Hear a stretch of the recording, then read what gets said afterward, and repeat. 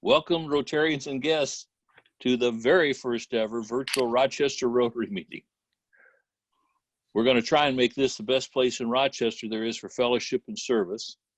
And as the president of the club, I welcome all of you. We're going to make a few changes in our normal agenda, but will you all please join me in reciting the Pledge of Allegiance where you are, because I know it's not an easy road out there right now, but I'm still very proud to be an American. And I'm so proud of all of you and the way you're complying with these difficult times. So I pledge allegiance to the flag of the United States of America and to the republic for which it stands, one nation, under God, indivisible, with liberty and justice for all. Thank you. We also now join me in saying the four-way test. Doesn't seem like it could be a meeting for a Rotary without saying the four-way test of those things that we think, say, or do. Is it the truth? Is it fair to all concerned? Will it build goodwill and better friendships? Will it be beneficial to all concerned? And will it be fun for all? Thank you. If you now would join me, provide today's invocation.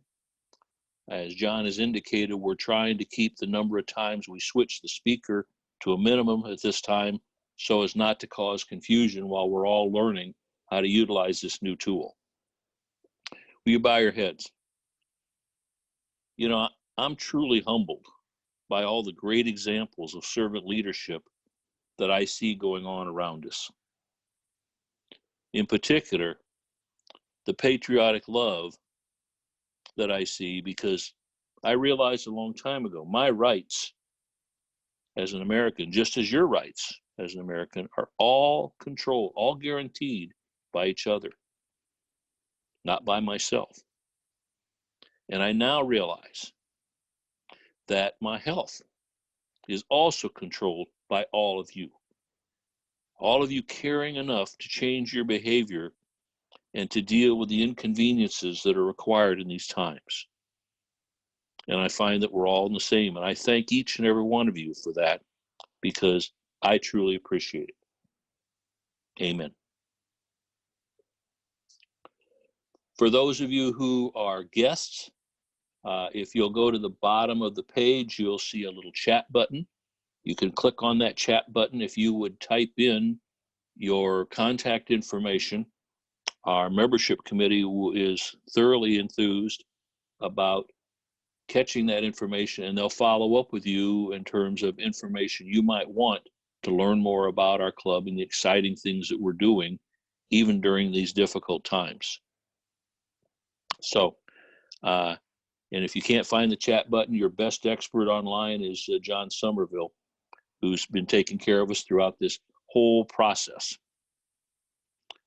15th handshake. Well, we're going to have the 15th person that logged on. And that 15th person that logged on was, believe it or not, Ray Dorr. So, Ray, you are exempt from any sheriff fines today. Moving on to Happy Bucks. If you've got some Happy Bucks and you haven't sent them already, you can, again, go to the chat button online and type them out so that you can share them with others. But I did have a few that were submitted in advance of today's meeting. Tim Duncan tells us that he's happy because he's got the best staff in the entire world at his business.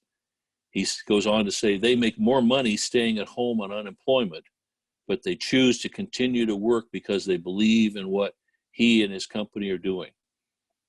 He says that says a lot about their character, and he's incredibly lucky to have them. Tim, I would agree. Tom Naveau has offered up a $20 Happy Buck just because he's so happy to get to see all of the fellow Rotarians. He's asked us to stay safe. He can't wait where we can all come together again. The laughter, the friendship are amazing, and he misses each and every one of us. Is that really true, Tom? You really miss me? Tim Crawford says he's happy about the birth of a brand new baby granddaughter. Everyone is healthy, but there's no name yet. And last but not least, Ray Dorr offered up 2 happy bucks today. He says that he's happy that basically we're all getting through this together, and that we can continue to move forward and be a force in the community and attempting to do good things. And then the second one is he says he's happy about all the efforts from John Somerville, Andrea Walker. He even includes me in there, which Ray, you wrote it just exactly like I told you to. I appreciate it. But he says he's very appreciative of those efforts so that we could have the online communications that we've been having and that we're basically utilizing today. Moving on to club member birthdays, and we got a bunch of them. John Somerville, 16th of March. Peter Stuhlmeyer, March 21st. William Gross, March 23rd. Vito Pampaloma, March 27th. Elena Campbell, March 28th. Now we get into April, since we're catching up. Marty McClure on the 3rd. John Gaber on the 5th. Jerry Gross on the 7th. Bill Mitzelfeld on the 13th. Dick Gorges on the 15th, and Jerry Wenken on the 16th. So will you all join me in singing them a quick happy birthday, because without that, we can't extract our normal pound of flesh in the form of $5. So, happy birthday to you. Happy birthday to you. Happy birthday, dear Rotarians. Happy birthday to you. $5, please. You're not recording this, are you, John? Uh-oh, you are. Club anniversaries. Tim Crawford, 18 years. Shirley Gofrank, 18 years. Tom Geronci, 1 year. Roger Hitchcock, 22 years. Phil Lohman, 22 years. Timo Nicola, 27 years. Angela Delpup has just joined us as the representative from Crittenden, now Ascension Providence. David Walker, 1 year. And Nino Toko, 9 years. So celebrating their club anniversaries. Moving on to announcements, and since we haven't met in a while, we have many. The Rochester Rotary Charities president, Tom Naveau, has announced that even though these are difficult and uncertain times, the need is so extreme in our community that at Neighborhood House for the food bank, the Charities Board has granted an additional $5,000 donation just this past week to try and help them serve the need that is so urgent over there. Also, the board of directors of the club has decided to continue the policy of charging no one for meals until we meet again. And you should have already seen that in your monthly bill that came out from Vince Matina. In addition, both the charity board and the club board have taken a hard look at the Every Rotarian Every Year program, and we are recommending and have actually voted that we want to go ahead and collect that money for those of you who are willing. But right now, instead of automatically sending that to Rotary International, when you receive the request to participate in that donation, you'll have a choice. You'll have a choice of whether or not you want that money sent on to Rotary International to be utilized there, or to be retained by the Charities Board here in our club to be used locally. And so you will have the choice to be able to do that. If there's any questions, probably get back to Vince. But if you need further information, feel free to call me anytime.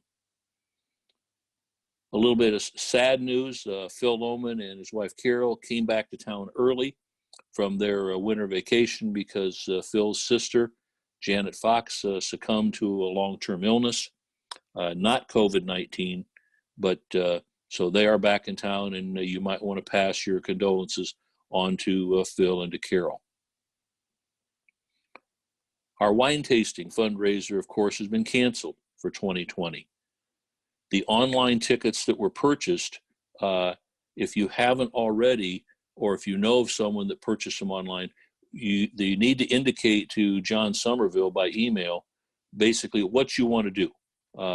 Whether or not you want a refund, whether or not you want to hold the purchases till 2021, or as many have already chosen to do, can go ahead and donate that ticket price right to the Rochester Rotary Club, and in which case it rolls over to our charities board.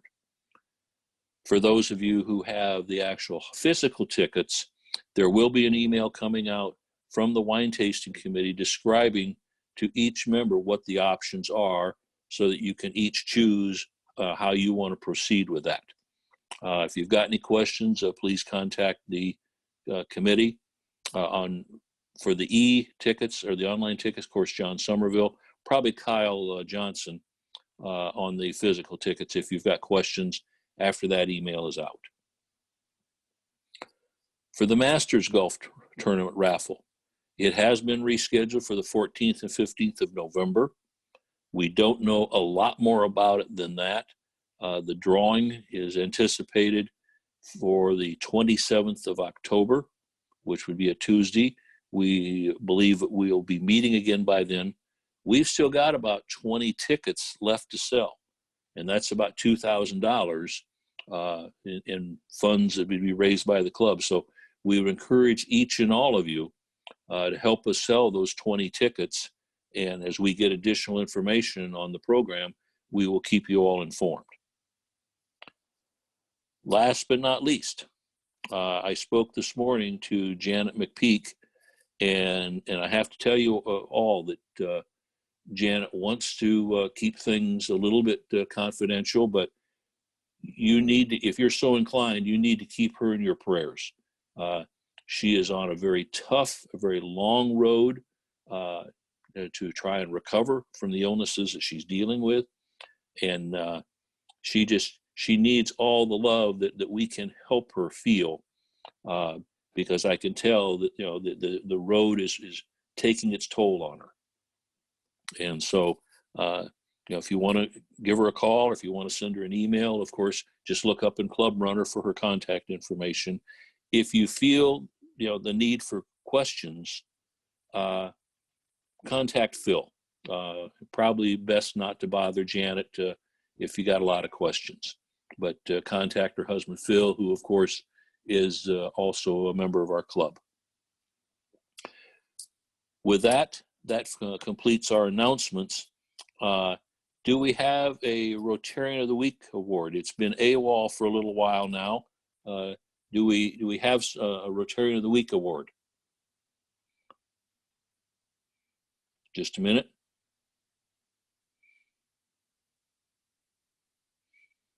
Hello, everyone. So at the last meeting I was able to attend, I received the Rotarian of the Week award from Mr. David Blair. And it's been on kind of a wild ride since then. I came home and immediately I was, proud, and I showed it off to my wife. I put it up on the mantle. I don't know if anybody can see it here, if it's coming through. My wife took one look at it and said, "What is that?" And I told her, I said, that's the Rotarian of the Week award. She said, "I don't think they like you very much." So the next place I found it was here. If you could tell, that's one of our Rochester Hills trash bins. I rescued it from there, and then unfortunately, we were all struck by the coronavirus, and there I am sporting an N95 mask with the Rotarian of the Week award. But what I would like to do is, I have it right here with me, and I don't know if she's on. I don't know if she's online. But what I'd like to do is I'd like to pass this on to Julianne Morian, who is the director of our public library. because I really appreciate you know, the library's maintenance of the electronic databases for books, as I have reduced my IQ by watching 7 hours of Tiger King on Netflix, and it felt really good to cleanse myself with a good audiobook from the Rochester Hills Public Library. So I'd like to award that to Julianne Morian. Thank you, Ryan. Thank you. You know, has the Rotary of the Week Award been playing Pac-Man?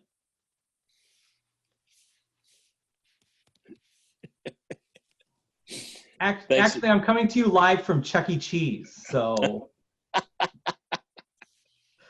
Why not? Right. Let's move on. I think we're going to be blessed this week. You know, we've had a few virtual sheriffs and some great videos that they've put on. But now I think it's time to move over and get get that real feel of the real sheriff. David Blair, are you there? I'm here. Thank you, Wayne, and thank you, Rotarians, for joining us. I'll admit, Steve Schettenhelm's Sheriff Act last week is going to be a pretty tough one to follow. He, of course, was filmed right in front of a City of Rochester police cruiser, which I think added some authority to his message. And well, I mean, we can fix that.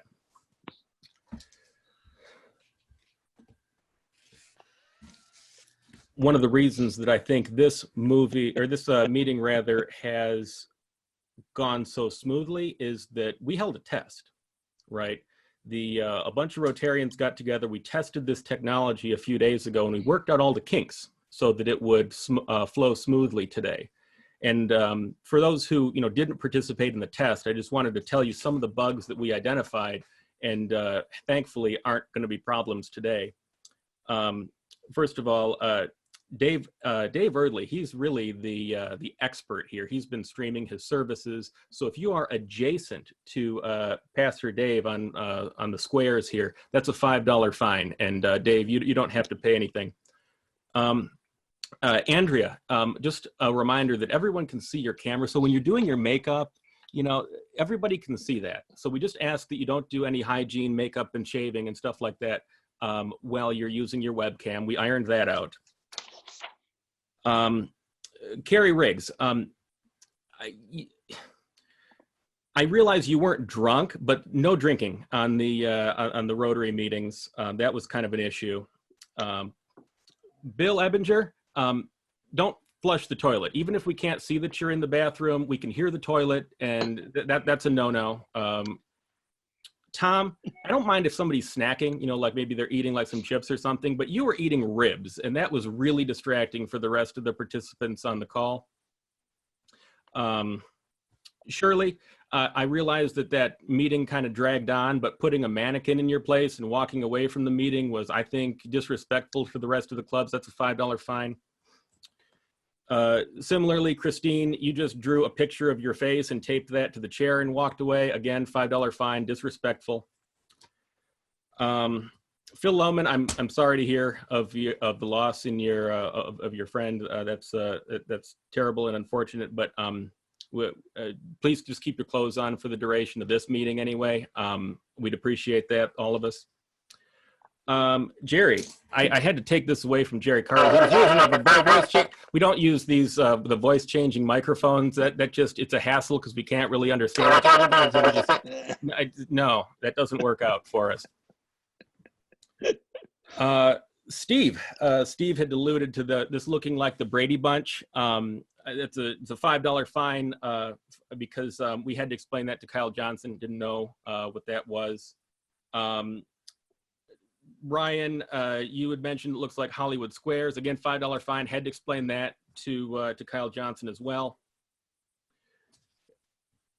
Eric, you don't need to wear up any PPE for a Zoom meeting. I know you had the mask and the gloves. It's not necessary, and you don't have to stay 6 feet away from your computer. Not necessary. Glad we sorted that out. Hap Walton, thanks Hap for joining from your mobile device. I know you have a really old computer with a black and white camera. So this is much better. Good quality picture coming through. Thank you on that.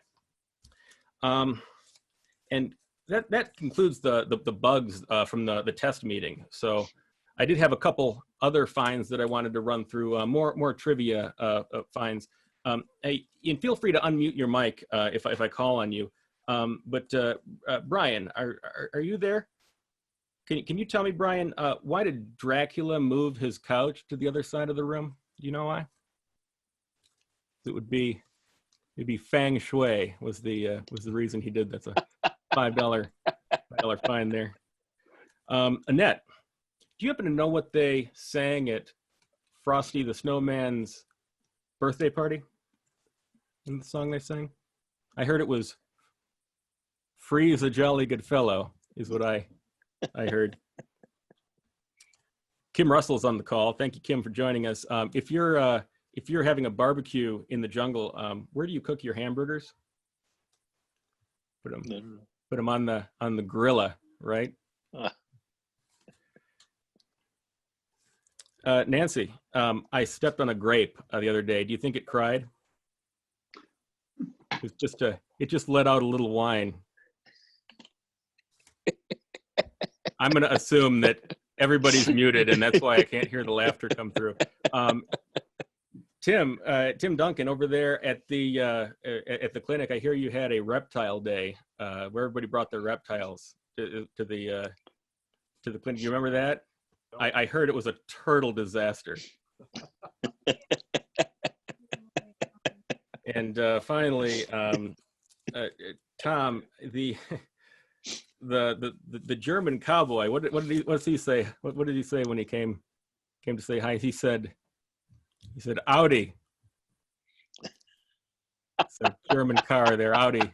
It's a $5 fine right there. Anybody whose name was mentioned, it's a $5 fine. I realize this is a smaller meeting than usual, so it's more important than ever to pay your fines.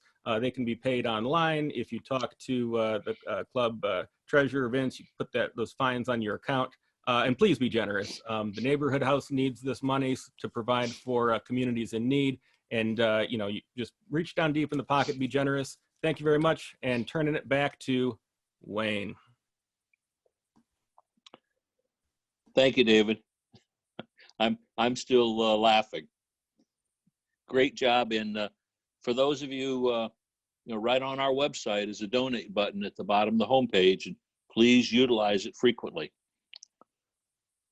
Moving on, for today's program, we thought that a good idea would be to bring everybody up to speed on what's all going on out there in our community.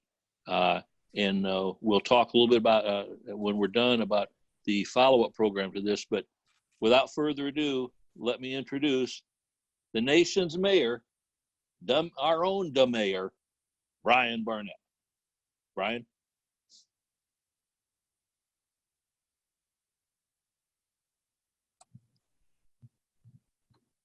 Can you hear me? Can hear you now. Oh, fantastic. Hey, well, thank you. I was not laughing, David, but we'll talk about that later. Good job. It's tough to be the sheriff, and it's great to see the smiles on the faces. Great to see everybody. I think Andrea asked me to do this Zoom call today. This is probably my 200th Zoom call in the last week. It's sort of the way business is getting done. And what I thought I would do is share with you some of the things that we've been up to here in the city, and a little bit of my national perspective, because I think it's been pretty interesting. And then I hope that we'll be able to do some questions and answers. So John, I'm kind of looking to you in the corner there to see if that's something that might be able to happen. But I'll share a little bit about kind of what's happening. I'll start large and then get back into kind of what's happening here in the city. As most of you know, my role as the president of the Conference of Mayors has been pretty dynamic. It's had me all over the world and all over the country up until things sort of quickly became singularly focused on COVID-19. I have been fortunate, and I share all this of you as friends. This is not a media call, so this isn't numbers to be repeated or anything that I'm saying. I'm talking to you as a fellow Rotarian, not as America's mayor. So I'm mindful of that. But I've been asked to do a ton of media and really be involved in some of the highest circles of influence in this discussion. And so it's been really interesting for me just as someone who's gotten to participate. So every Wednesday, for example, I'm on a call with the White House. I'm usually speaking to the White House probably 2 or 3 times a week. Last week, I was on a call with President Trump, the First Lady, the Vice President, and the Secretary of Health and Human Services. And there were only, I think, about 275 people on that call, so a fairly small call. As he talked about, how things are going to be happening, what they were seeing at the national level, and what things were, where things are happening sort of in terms of PPE. That was a big topic last week. Let me start by just sharing. I assume some of you know this, but let me share with you why everyone on this screen needs to pay attention to what's happening out there. Because as you know, if you look at any of these numbers, of course, globally, the United States by far and away has the most COVID-19 cases of any country in the world, far and away. And if you go down, so globally, the United States is leading. If you look at the 50 United States, Michigan, with a population that's about 10th or 11th in the nation, consistently runs 3rd. We just were passed by Massachusetts, now 4th as of yesterday's numbers, but consistently, again, unfortunately, punching above our weight, meaning we have very many cases comparative to our neighbors. So Michigan is typically 3rd or 4th in the country. And if you drill down into Michigan and you look at Southeast Michigan, particularly Oakland County, Wayne County, and Macomb County, you recognize that with Michigan having almost 26,000 cases now, that 90% of the deaths and 85% of the cases are in Southeast Michigan.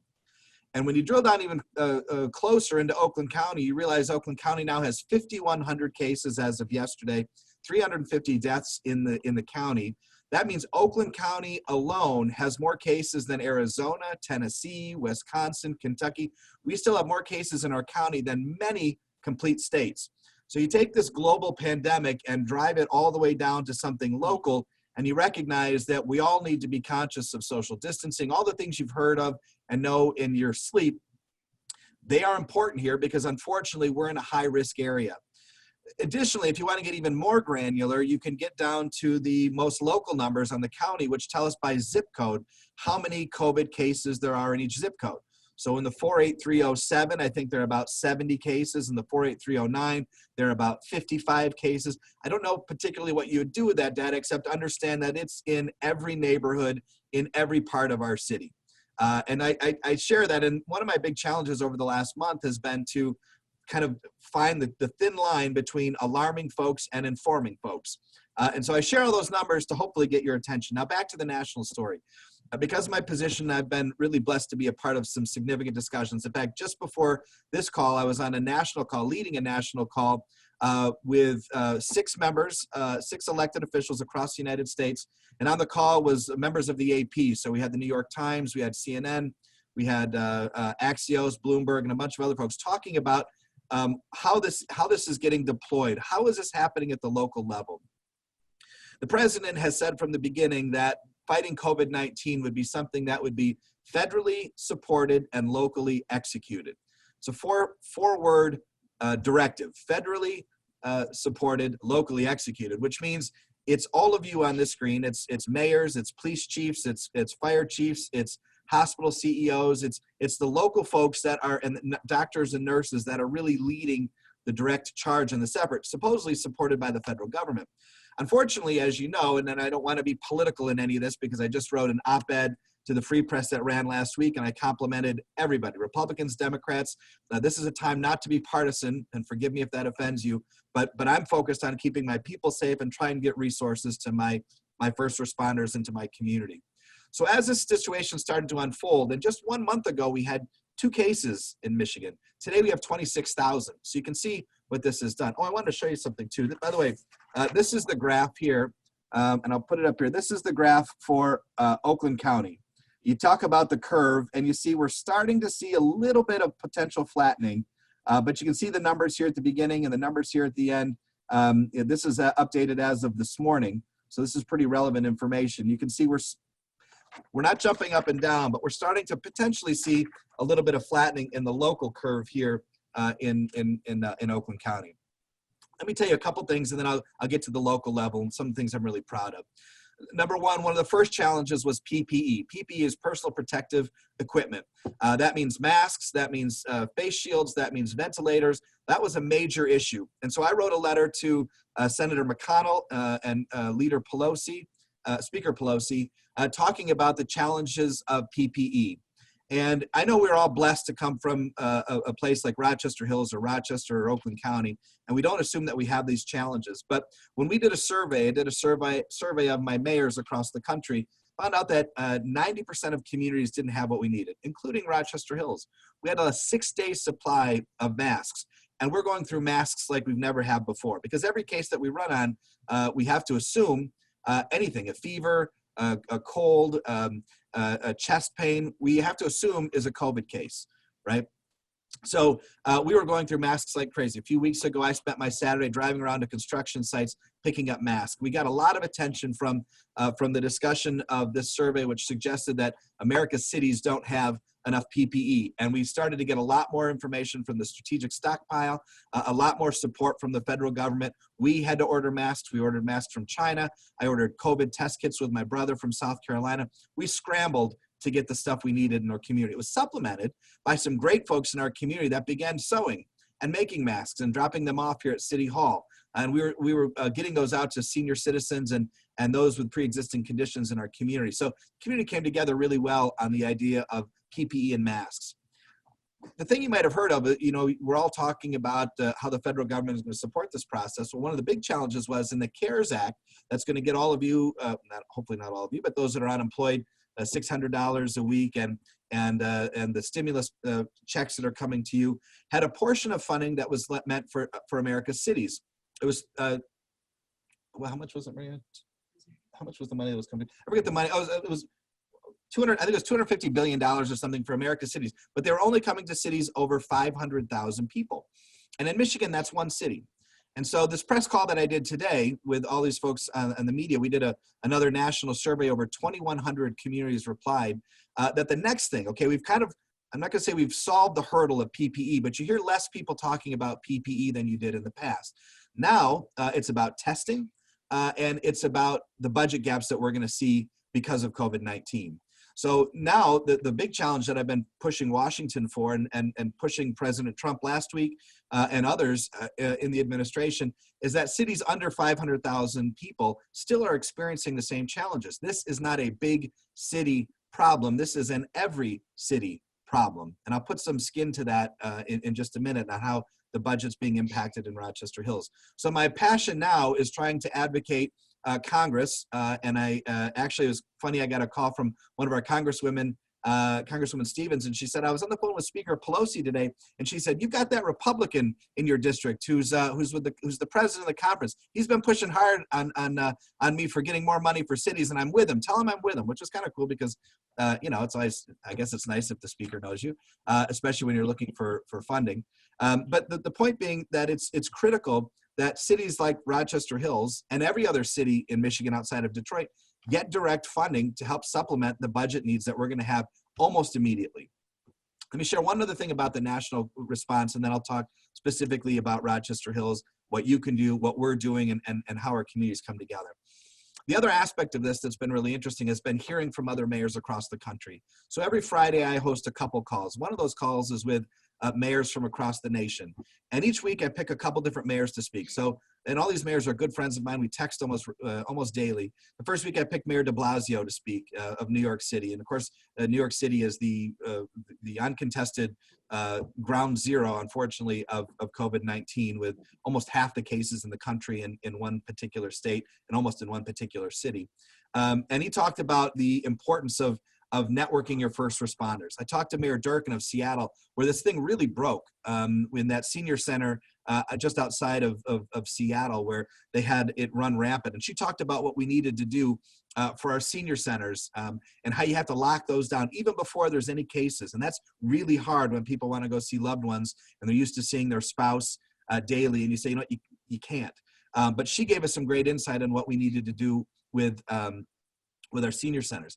I talked to my friend Mayor Suarez of Miami, who actually contracted COVID, and I followed his his blog about what it felt like and how he was trying to lead throughout the crisis. I had Mayor Duggan on several times. Unfortunately, Detroit has more cases than any other county combined, and it's really ravaging the city of Detroit. I talked to Mike yesterday, I think he has 20% of his police force sidelined, including his chief, Chief Shettenhelm. I'm sure you probably know that as well, that have COVID. And so, you can think about the challenges of an already probably minimal force trying to handle a significant problem now with 20% of them sidelined. And the same is true in other places across Southeast Michigan as well.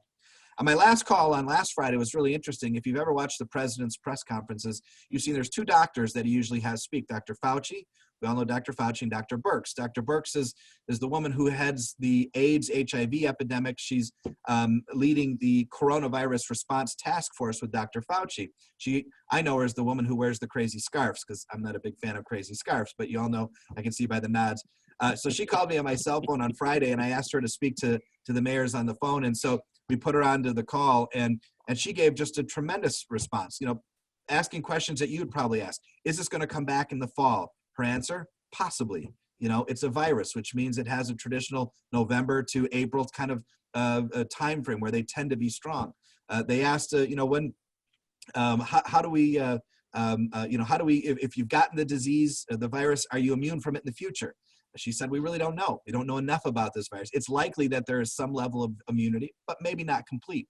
So she was fantastic. And again, access to these people are really incredible, because I'm able to talk about what's going on in our city and get frontline expertise and commentary back. One of the things I tell everybody about what's going on in Rochester Hills, and what I would share with all of you as leaders in the community, is that probably how we will be viewed through this crisis largely is how we communicate, which has been a strong focus of mine. None of us are responsible for bringing this. This isn't a political party that brought it. This isn't, someone's, falling asleep at the switch. We all are in this, and how we communicate with our loved ones, with our communities, with our staffs, with our circles of friends is really, I think, probably, at least that's, I assume, how I'll be judged, is how we communicate. And so we've looked together. I talked about a couple calls on Friday. I want you to know this because I think you should be proud. I put together a call on Friday with the leaders of the community. Chris Palazzolo, the CEO of Ascension Providence. We bring him in just to find out what's capacity, what do you need, how's morale, how can we support you? We have Dr. Shaner and Dr. Schwartz from Avondale and Rochester Community Schools. We have Julianne from the library. We have Renee from the OPC. We have Ron from RARA. We have Blaine from the city of Rochester. And we just sit around together and try to figure out how we can support each other. What's everybody doing? What resources do you have? What needs do you have? One unique resource was the library, which turned its 3D printer into printing masks. That idea told the Bob Shaner and the school district that, again, they could use their 3D printers, which of course aren't being used, for something like masks, which still tend to be in need here in Southeast Michigan and in the city of Rochester Hills. So there's a lot of collaboration. The leaders of the significant organizations of this community are talking regularly and really working together in lockstep, which I think has long been a hallmark of our community, and something that Rotarians can certainly be proud of. Now, as it drills down to Rochester Hills, let me just share with you a few more things, and then I'd be happy to answer your questions. And if you get bored and start all walking away, then I'll stop talking. But for us, the situation is significant as well. As I explained to you earlier, we are in a hot spot. I have about 500 employees, and all of them, for the most part, have been working from home. Our phone, if you call City Hall, it is ringing in Lindsay Wood's basement or Pam Olson's front living room, and then being transferred to living rooms across Southeast Michigan where our staff is located. Maria and I have been coming in most days. If she gets it, I'm going to get it. If I get it, she's going to get it probably. But, there's a real skeletal crew of people that are here just performing very essential services. Of course, fire and police, two of those DPS workers as well. At the city, we still have to accept tax payments and water bills. And so we still have to be open for some of those core functions. And we're paying all of our people through April 26th, full 40-hour pay. After that, we're going to have to make some tough decisions based on the economy. We have looked at our budget and consider that 33% of our budget is immediately at high risk. That 33% is made up of several things. It's made up of investment income, which, all of you don't do this, but your 401ks aren't what they were at the beginning of the year. Also, it's made up of state shared revenue. I don't know how many of you are filling up your cars as quickly as you have in the past, but I'm not, and I doubt you are, which means state shared revenue relative to gas taxes and Act 51 revenues are going to go down. It's simple things like in April, we make like $200,000 from renting fields for soccer and baseball. That is zero this year because, of course, there are no soccer games and baseball games. And rentals and weddings and construction season, which is largely front-loaded in April and May and June, are all going to be drastically diminished. And so we have to make some significant decisions. I say that saying that we're still a business that can operate. And so my heart and passion are with those so many small businesses working with Elena Campbell and the Chamber that literally have expenses still coming in and no revenues. And so we're trying to do what we can do. Today's Tuesday. I encourage you to do something we're calling the Great Takeout Tuesday and order food from one of our fantastic small local businesses to support them. Post it on your social media sites and try to support the folks that we go to when we need support. I think about all the times we raise money here at the city, and the places that we go to first are our dealerships, closed, our restaurants, largely closed, our service providers, most of them largely closed. And so we want to make sure that we're respectful, good citizens, and working to support our corporate citizens as well. Let me end with a little bit of hope. I've never been more encouraged about our community than I have through this period of time, through the most challenging of times. I mean, I've heard people compare this, to the Great Depression and that we haven't seen anything like this for 100 years. I don't want to get into that discussion. I don't know what this compares like, but I know I've never lived through something where we've been under a federal, state, county, and city state of emergency, where schools have been closed for over a month, where you can't go to restaurants, where churches aren't meeting in traditional fashion. So this is truly unprecedented. Our community is still resilient, and that's what a word I want to get into the lexicon of everyone on this call and into the community as well. Now, this past weekend, I had a neighborhood call me and say, Mayor, we want you to drive through because these kids have done something pretty special. And together they put together all their stuffed animals and created a zoo. And so one house had the giraffes, one house had the elephants. The next to those, they had described what they were and where they live and what they eat and if they're endangered. And so we had a little caravan of cars going through seeing the neighborhood zoo put together by Spring Hill and a couple other neighborhoods associated with that. We have companies like Prefix that have completely stopped making automotive widgets and are making face shields for hospitals. We have about 4 companies locally that have completely stopped making parts for the automotive industry and are making parts relative to what we're calling the war effort on coronavirus. We have people that have gone through, we have a bagpiper that plays in the south end of town in different neighborhoods every night. We have plays that have street plays that have taken place in the north end of town. We have generous businesses that are still, despite being not open for hardly anything, are still donating and trying to help those in need. I've never been more encouraged about this community and the people that live here. And so I know that we'll get through this. And as that curve flattens and as we come through this and as the economy starts to open again, we will be strong on the other side. We will have an X factor that most communities don't have, and that is that the small town feel where people still really care about each other and care about the community is something that I see a lot of my colleagues as mayors across the country don't have. And that, I think, will be the thing that brings us back and gets us through this in the end.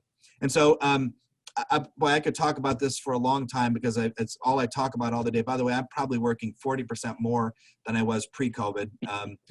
Thank you for making me wear a jacket. I usually just wear a zip up now, but I wanted to look professional in case, Steve Schettenhelm was on the line. But in any event, let me stop here. I'd be happy to answer any questions that are out there. John, is that something possible that you can navigate some questions? If people have found the chat tool at the bottom of the screen, you can type your questions in the chat there. Otherwise, if you wave your hand around vigorously, I'll see if I can unmute you if that doesn't work. So we can try it a couple different ways.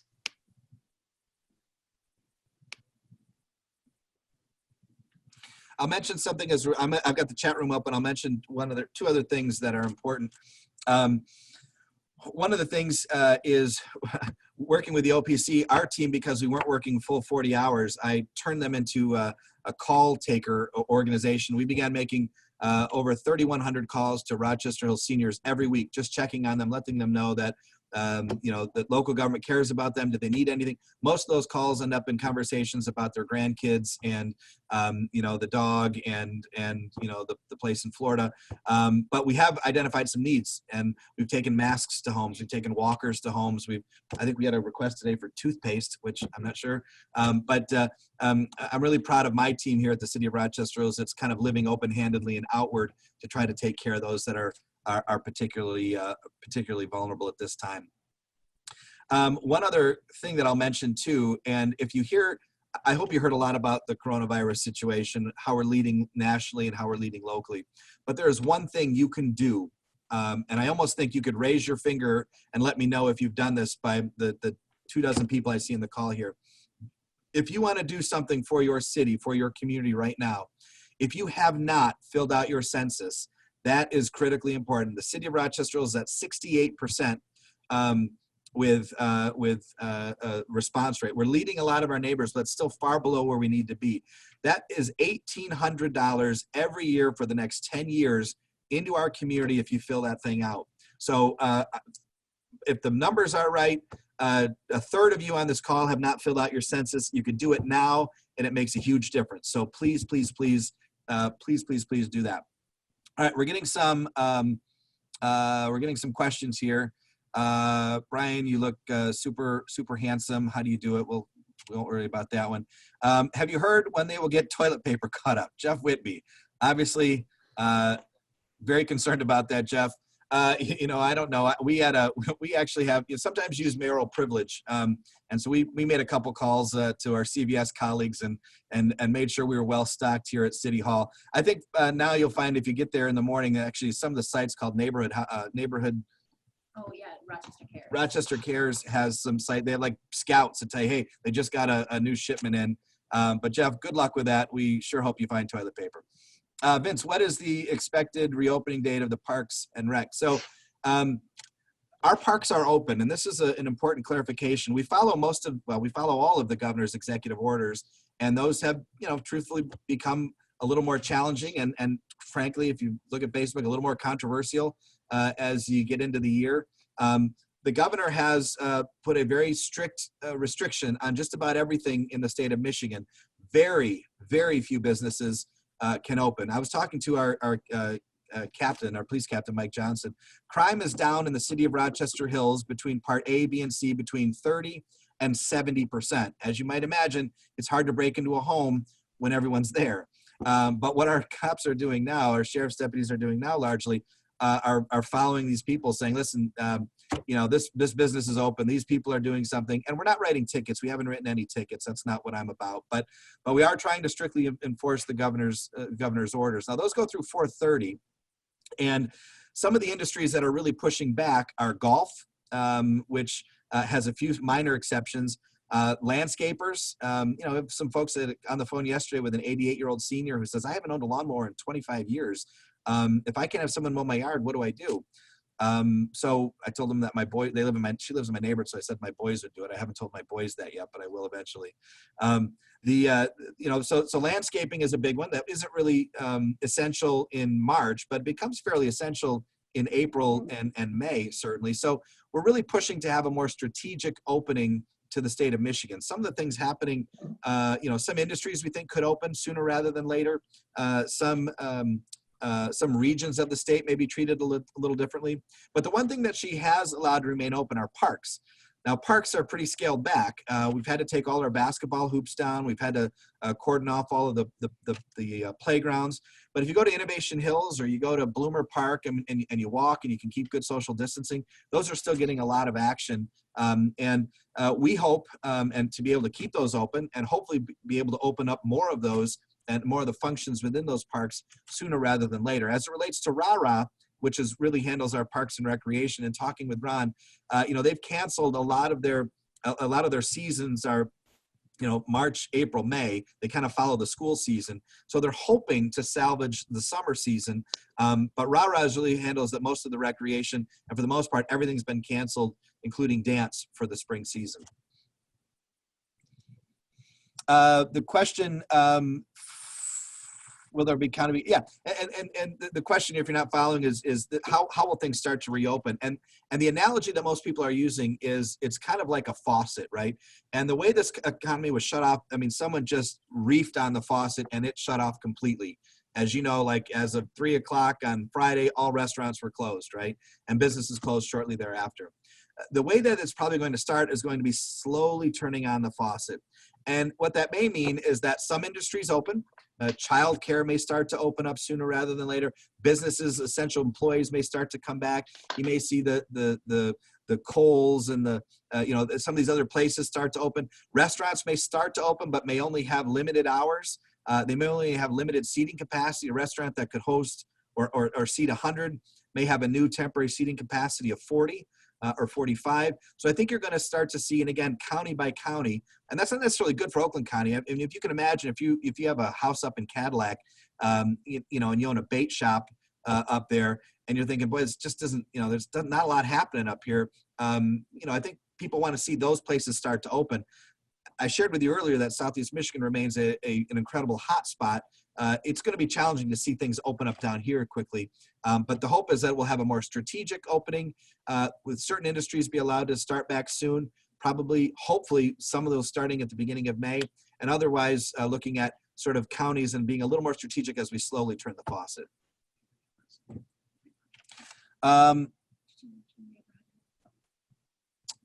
Let's see any other questions out there. Any other questions? It's like Wayne's he wants to give me a high five, Wayne. You have a question, Wayne? No, 5 minutes. Oh, yeah, that's no problem.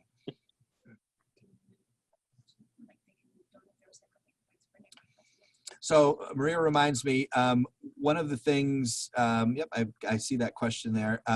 One of the things that we started to do for those of you that have that live in single family houses in Rochester Hills, you have a recycle bank as those big green bins that Councilmember Deal referenced earlier. We have worked with them to partner with Neighborhood House so that if you, again, you're sitting at home, you don't have much going on today. Number one, you're going to fill out your census. Number two, you're going to get online and Recycle Bank and donate your points to the Neighborhood House. You probably have thousands of points, and we opened this up to the community. They donated $1,000 worth of points in 24 hours. We opened it up again. They opened up another $1,000 worth of points. I mean, they're kind of limited to how much they can give, but they're opening it up again. It's open now. Is it open? It's open right now. So if you want to donate your Recycle Bank points to Neighborhood House and turn literally your trash into cash for another $1,000, you could do that today as well. I think every 200 points is $1, and you can donate up to $5. But I'm telling you, our community has been really generous, and Neighborhood House is an organization that certainly could use the support. The question just came in about, is Michigan working with Ohio or Illinois about opening? Yes, I was on the phone this morning with the mayor of Dayton, Ohio, and I'll tell you one challenge. Let me tell you a little bit of good news here, because I hope I'm not bringing all bad news. Michigan is blessed in one regard. Number one, we're not Ohio, which is obvious, Phil. But the other thing is that we're a property tax-based state, which means that property taxes are probably going to feel the impact of this slower and less than income taxes. Ohio is an income tax-based state. So you can imagine with the unemployment claims going up as they have in just about every state, Ohio, because a city's tax base is based on income, is going to feel the effects pretty rapidly. In talking to the mayor of Dayton, she furloughed almost 500 employees last week because their income tax fell so sharp. So we are working with them. Keep in mind that the situation in Ohio is much less than it is here in Michigan, particularly in Southeast Michigan, and their governor's doing a really good job communicating, and they're probably a little bit ahead of us in terms of opening back up. But we are working together. I mean, their golf courses are open, so I know people that are driving from Michigan to golf in Ohio right now, and the golf courses here aren't super excited about that. So we are trying to work together. This is not about golf courses, but we are trying to move together as best we can and regionally work together. I was on the phone with the mayor of Chicago over the weekend. Their big problem is in their prison, frankly. They've got massive outbreaks in their prisons. And so we're all trying to work together and support each other as best we can. Questions, what's happening inside our senior living complexes? They're all pretty much on lockdown still. We've had lots of cases. There's By the way, you know, unfortunately, there's about a COVID death in the city every day. If you don't think this is real, and many times 3 or 4. So this is in our city, and so it's in most of our senior living complexes. And the challenge there, of course, is isolation in a population that is already feeling relatively isolated. And so we're working really hard. Most of them are on massive lockdown. We're encouraging them to stay on massive lockdown. They are the most vulnerable to this. And so, you know, we have had cases. We've had, I wouldn't say an outbreak yet, but we've had several cases in a couple of the locations, and we're doing our best to contain it there and to follow the best case, the best practice scenarios that we've learned from other cities that have gone a little bit before us. That's a very nice question, David. You know, just prayers for the community are really important. I mean, I've seen a lot of people step up, and while I'm talking to you here, the heroes of this story are my firefighters, our police officers, are our hospital workers. I mean, those folks have been working incredible shifts. And so, you know, just continued prayers, I think, for those folks that are really on the front lines and are, you know, are dealing with this every day. Another small example, you know, we typically have a rule in the city that doesn't allow you to have your camper or your RV in your driveway because most people put them out there and they don't want them to stay out there all summer. You have like 24 hours to clean them and then put them in storage or take them somewhere. Well, we've had to remove that rule because a lot of people now, especially healthcare workers, people have donated their RVs so that people, like if mom's a nurse, mom can stay in the camper on the property with the family, but not necessarily infect the kids or the family. So he or she is still close to home. So we have campers all over the city with first responders and healthcare workers living in those campers to still be close to family, but not necessarily be living in a scenario where they're having to infect family members that they love. Jeff asked a question about the occupancy of Ascension. Real quick, I'm not an expert on that, except when I talk to Chris every week, he tells me that they are full. But that they are able to handle all of the cases that they've had. I see the helicopter going back and forth a lot from there. What helped them is that tower that was built a few years ago that had never fully been occupied. They worked in agreement with the state. The state gave them licensing quicker than they normally would because they actually had the physical space. So that actually proved to be kind of a saving grace for Ascension. They were able to utilize a lot more space because they had that tower built. So I know, Wayne, we're probably ending on the close to the time where we'll wrap. I appreciate you all giving me a few minutes. This is, I never thought I'd be in a situation like this or dealing with the kinds of phone calls, you know, that I've dealt with or been a part of in the last month. But like many of you, you know, I think you just realize that, you know, you do what's in your gut. You take care of your family, you take care of your loved ones, you take care of your business, you take care of your colleagues, you take care of your employees, and you try to keep moving forward. I'm an optimist. I know we'll get through this. I'm excited to be mayor of Rochester Hills post-pandemic, and to be back meeting with the Rotarians and to be with all of you. And just would encourage you finally, as I do every single day, if you want information, the county website's good. The city website has good information. I do a video log every day. If you're not a Facebook friend of me, check that out or follow me on Twitter. We're going to get through this as a community. We'll be stronger on the other side. Appreciate all of your support and prayers. And that's what's great about this community is the faces I see on the screen are going to be here through this on the other side, and our community will as well. So Wayne, thank you for the opportunity to share a little bit today. Brian, thank you for stepping forward and sharing with us. Just a quick note, we had up to 41 people signed on, which I think was a great response. Brian, thank you. David Blair, thank you. And Ryan Deal, thank you for participating. The plan is for our next meeting or two, David Erdley will be working with some of our member experts, be it tax experts or banking or whatever, to dig a little further and try and uncover basically what's going on and what are the opportunities with all of the myriad of programs going on out there to try and help each one of us and our families cope. So that'll be the programming for the next couple of weeks. If you've got thoughts or concerns, please give me a call. Other than that, meeting adjourned.